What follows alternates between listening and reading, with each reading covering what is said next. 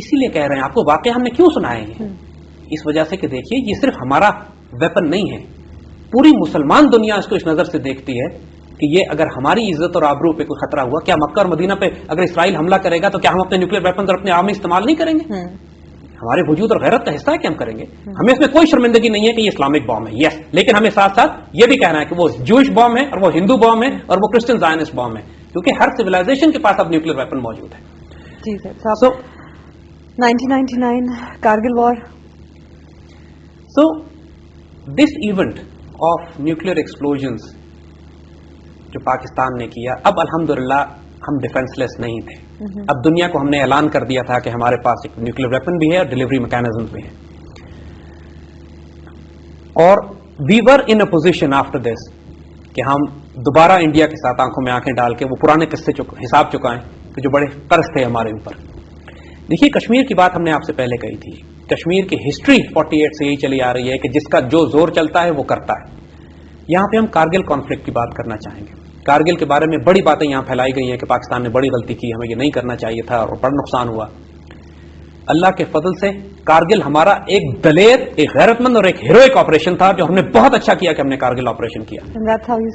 اور دیکھیے کشمیر کا جہاد جاری تھا، 1987 سے کشمیر کی ریزسٹنس جاری تھی. انڈیا کی 5 لاکھ فوج کو ہم نے کشمیر میں پھنسایا ہوا تھا. ایک بات سمجھنے کی کوشش کیجیے، please try to understand the military aspect of this. جب فوجیں دوسرے ملکوں پر حملہ کرتی ہیں تو ان کو انٹرنیشنل بارڈرز کراس کرنے کے لیے اگریسو پالیسی بنانے کے لیے کم از کم 3:1 کا ریشو چاہیے، یعنی کم از کم 3 گنا یا 5 گنا فوج اس کی ہو تو وہ حملہ کرتی ہے جا کے، تاکہ نقصانات اور ڈیفنسز کو اوور رن کرنے کے لیے پیچھے انف فورسز موجود ہوں. انڈیا ہم سے بہت بڑا ملک ہے، ہمارے پاس ان کے پاس ہوائی جہاز بھی ہم سے زیادہ ہیں، ان کے پاس ٹینک بھی ہم سے زیادہ ہیں، ان کے پاس نیوی بھی ہم سے بہت بڑی ہے. مگر اگر حملے گراؤنڈ فورسز کرتی ہیں، صرف ایئر فورس کی بنیاد پر ملک نہیں فتح کیے جاتے. تو انڈیا کی بہت بھاری تعداد میں 5 لاکھ فوج کو جب ہم نے کشمیر میں پھنسا لیا تو انڈیا کے پاس نیچے بین الاقوامی سرحد پہ فوج ہی اتنی نہیں تھی کہ وہ پاکستان کی انٹرنیشنل بارڈرز کراس کر سکتا. زیادہ سے زیادہ 2:1 کا ریشو بنتا تھا جگہ جگہ ان کا، اور 2:1 ریشو پہ وہ کبھی بھی، وہ ہمارا بزدل بغیر دشمن کبھی بھی حملے نہیں کرے گا.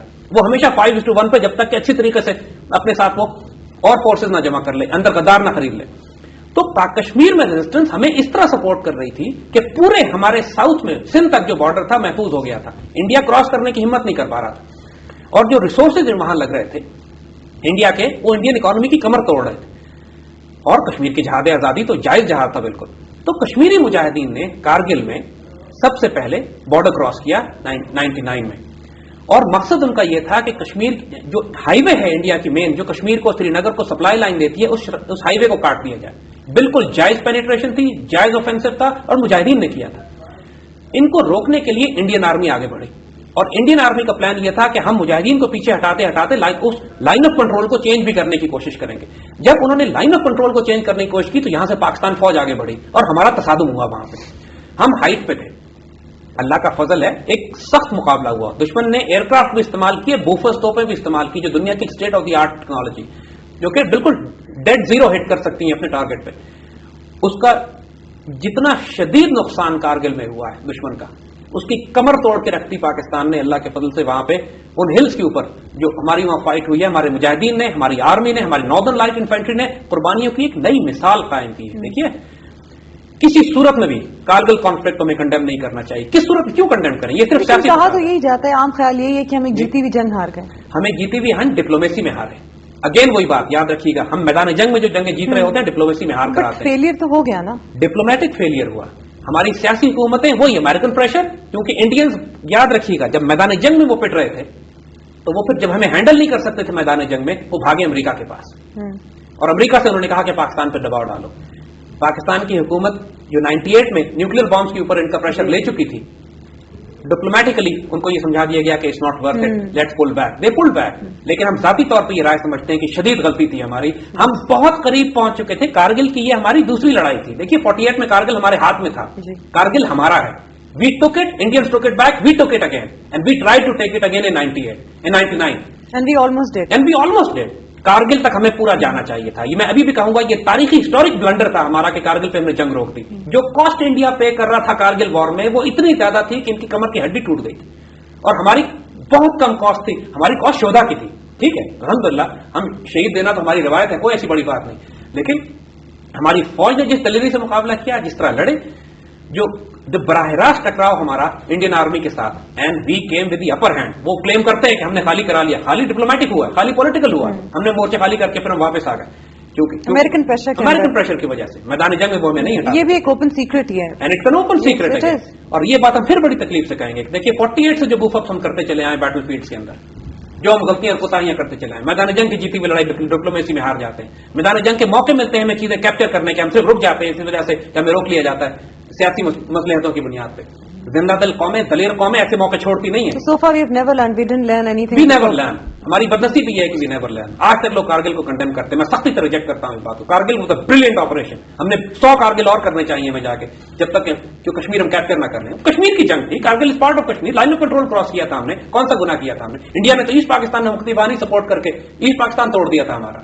یہ صرف سیاسی قیادتیں جب کمزور ہو جاتی ہیں تو اپنے بلیم فوجوں پہ یا مجاہدین پہ دیتی ہیں کہ انہوں نے انڈیا کو کیوں چھیڑا. انڈیا کو چھیڑنا تو ثواب ہے, ضرور کرنا چاہیے ہمیں. جی زید صاحب, اب آگے اس سے آگے آپ کیسے دیکھتے ہیں, کس طرح پروگریشن ہوتی ہے ہمارے ڈپلومیٹک اور ہماری پالیسیز ریلیٹڈ ایونٹس کی؟ دیکھیے, کارگل کے بعد پاکستان میں بھی حکومت تبدیل ہو جاتی ہے, اور شروع میں ایز یوزول جس طرح امریکن حکومتیں جب تبدیل ہوتی ہیں تو ان کا امریکن سے رویہ حکومتوں کی طرف اچھا نہیں تھا پاکستان میں. لیکن دیٹ واز دا پیریڈ جب 9/11 ہوتا ہے 2001, attack on World Trade Centers, اور امریکن پالیسی چینج کرتے ہیں پاکستان کی طرف بھی. پاکستان کو وہ پالیسی چینج کیا کرنا, ہمارا ہاتھ موڑ کے انہوں نے تھریٹ کیا ہم کو کہ unless you don't cooperate we'll bomb you to the stone age. Pakistan میں اس وقت قیادت سسٹین نہیں کر سکی. وہی بات وہ ہم پورا پروگرام اپنے وار آن ٹیرر میں اور اس کے بعد والے اس میں ڈسکس کر چکے ہیں. جو ایونٹس ہوئے, جو انسیڈنٹس ہوئے, اس کے بعد ایک سسٹمیٹک ڈبیکل ہے ہمارا. پچھلے 8 سال میں ہم نے افغانستان سے صرف نقصان اٹھایا ہے, ہمارا کوئی فائدہ نہیں ہوا ہے. That was one aspect. ان ساری باتوں کو ہم اگلے پروگرام میں ڈسکس کریں گے. اور پروگرام کا وقت اب ختم ہو چکا ہے. آپ ہمیں ای میلز بھیجیے, بتائیے کہ آپ کیا سوال پوچھنا چاہتے ہیں اور آپ کو کیسا لگ رہا ہے یہ پروگرام. ہمارا ای میل ایڈریس ہے info@brasstax.biz, info@brasstax.biz. اگلی بار پھر ملاقات ہوگی, سیم ٹائم سیم چینل. اپنی ہوسٹ ہنا معراج اور زید زمان حامد صاحب کو اجازت دیجیے. اپنا خیال رکھیے گا. خدا حافظ.